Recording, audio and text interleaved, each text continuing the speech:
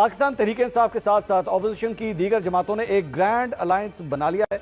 बड़े सीक्रेट तरीके से, बड़े खुफिया तरीके से ये बनाया गया है और कल रात गए बड़ा लेट इन्होंने ये अनाउंसमेंट की कि जनाब इस ग्रैंड अलायंस ने बाकायदा तौर पर अब नए इलेक्शंस का मुतालबा कर दिया है।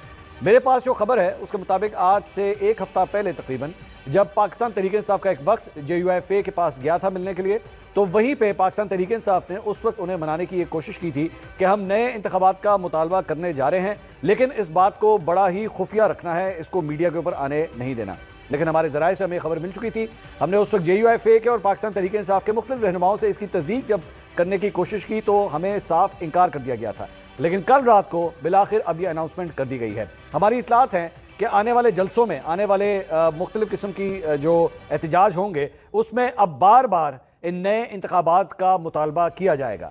अब पाकिस्तान तहरीक इंसाफ आखिर अब जाके ये मुतालबा दोबारा क्यों कर रही है? क्योंकि इससे पहले जब मुज़ाकरात हुए थे हुकूमत के साथ तो दो मुतालबात सामने रखे गए थे, एक तो सियासी कैदियों की रिहाई और दूसरा जुडिशल कमीशन बनाने की डिमांड। यहाँ पे नए इंतखाबात के हवाले से कोई मुतालबा नहीं था। जब ये मुज़ाकरात खत्म हो गए, इसी दौरान इमरान खान साहब को 190 मिलियन पाउंड केस के अंदर सजा भी हो गई।